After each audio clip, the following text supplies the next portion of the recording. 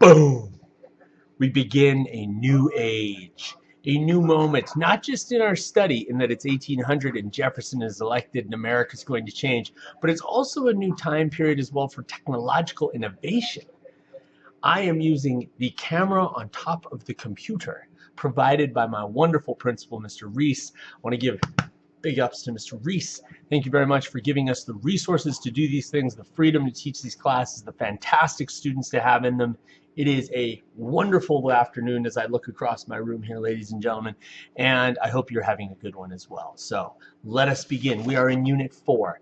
We are talking about what we're calling the New Republic, kind of the new age of America. After the election of Thomas Jefferson in 1800, America starts really growing into the lands of the West. Let's talk about how that's going to happen.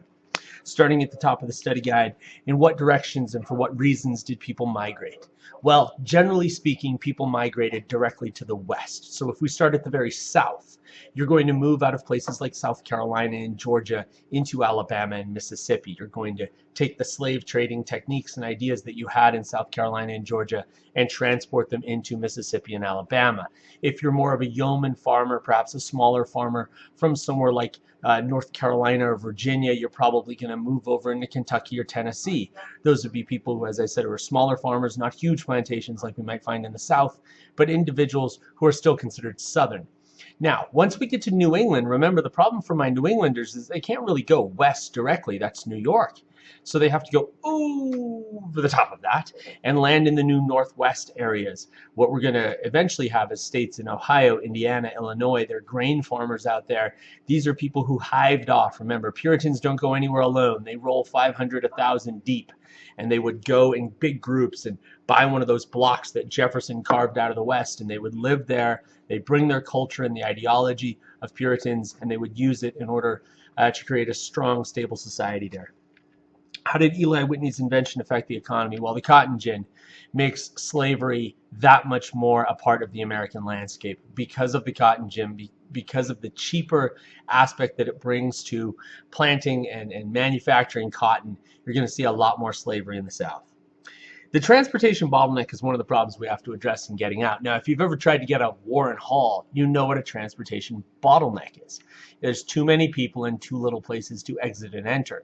So the bottleneck is only eased by the advent of technological innovations like a turnpike or a toll road, which allows Americans to get from A to B much more quickly. A canal is another great example that we're going to see. Until those things are built, really until after 1800, it's going to be very difficult for people to make any time getting from the East Coast over the Appalachians and into the West. Now that means that goods are going to flow more slowly, prices are going to be higher, it's going to be more difficult for America to compete on the world market for goods. So until we can get that problem solved, it's going to be tight. Let's talk about the war for textiles. Those pesky Brits, they have a lot of advantages when it comes to textiles. They've been at this for 100 years. They generally have greater technology than we do. They have a better banking system and overall a better shipping system and a larger population that they can use. Now, we as Americans do have natural advantages, more cotton. None of our cotton has to be imported like the English would have to import it. We also have fantastic rivers for making mills, especially in New England. Samuel Slater's a name we should know. Slater's kind of an espionage type. Bong dong dong dong dong dong dong dong dong dong dong dong dong. Well, James Bond for you. Slater goes over into some mills in England and kind of steals the designs for the mills and then brings them back and makes our own. It's a little bit of theft. It's a little bit. You're not supposed to steal things all day. I know. But it's for the betterment. Okay? We should also note there that America has a tariff. Tariffs are going to protect American goods in that area for a long time. The goal of the Lowell system. Now, in Waltham, Massachusetts, we need some way of powering these factories. We need some workers. And the workers that they find initially are young farm girls. Girls who, generally speaking, are at an age where they may not be the most useful. Now, that sounds horrible. They're too young to marry. Okay, these are girls that are going to be 17, 18, 19, 20, on into that age. We're going to have them come into these factories. They're going to work hard. They're going to build up over time the skill set, and they're going to send money home to mom and dad. And we're also going to culture these girls up. They're going to get concerts, recitals, concertos. They're going to read. They're going to be very biblical. We're going to make sure that we watch them. There's not going to be any malarkey, no boondoggles. going on, to use the word that we've been using crazily in fourth period.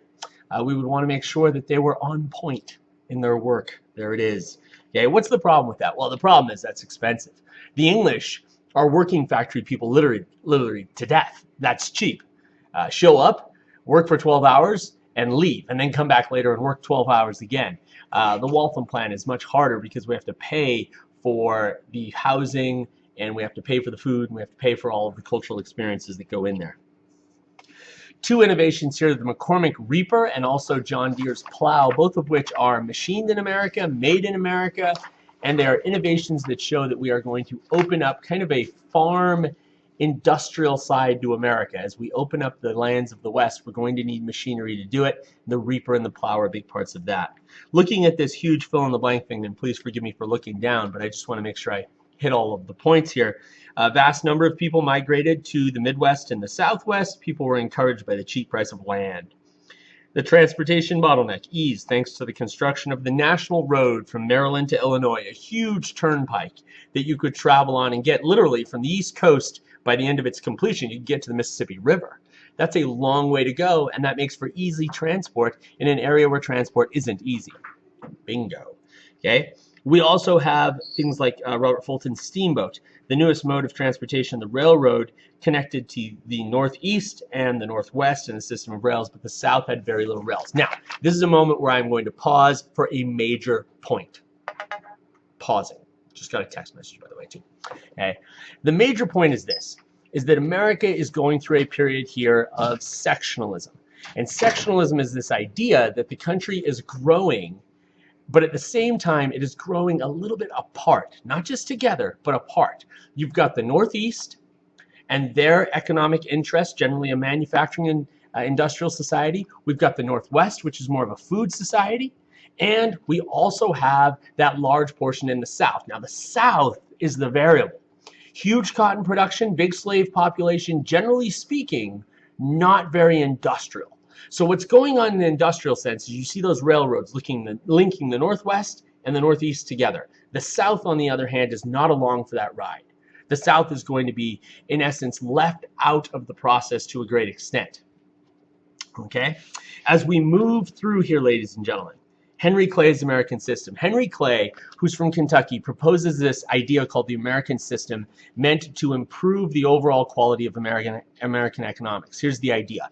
We are going to build an American economy. We're going to use a bank, a tariff, and internal improvements in order to make America strong. Now, in Clay's defense, if we have a strong Bank of the United States, if we have internal improvements like roads, canals, and bridges, and if we have a tariff, then America can, given its resources, given the enormous number of people that are here, we can compete on the world stage economically. We certainly can. That's the vision Alexander Hamilton had in the 1790s, and it's really the same vision that Henry Clay has in the 18-teens. Let's oppose the idea for a moment, though. The American system doesn't do a great deal for people in the South and also not a great deal for people in the West. If I'm a Southerner, the Bank of the United States is really just an industrialist-driven nest of vipers and capitalists who are going to determine the nation's economy based on whether or not they're selling goods. Internal improvements rarely help life in the South because, frankly, we have our own rivers and creeks and canals, and we don't need internal improvements here. We get around just fine. This idea of raising money in the South in order to build things in the North really rubs Southerners the wrong way, and for reasons you can understand. On top of that, the tariff generally didn't protect Southern goods. It protected Northern goods, like manufactured products, not the raw cotton of the South. And that made Southerners leery of the overall plan. The ideas and social status of each of the following groups. Now, this big industrial push is going to create three distinct groups in America. And this is kind of where we're going to end this video, and we'll move on to the next video here in a sec. But the first group, we'll call them the business elite. Educated factory managers, people who own the modes of production. These are people who are well off. Okay, they distinguish themselves by their manner of dress. They have a staff of people who work for them. Their children are well educated. Their wife doesn't work. No. She, in fact, runs the household and is sort of overseeing all of it. The middle class. Now, the middle class is the real mover and shaker of this generation. This is a group of people who believe in the idea that you can work beyond your beginnings, that you can become somebody. These are people who are probably educated, but not generations of education going behind them. Okay, generally speaking, they're educated just in this generation. They are working hard in order to get ahead. They believe that their children need an education. The wife still doesn't work, but she needs technology in order to run the household.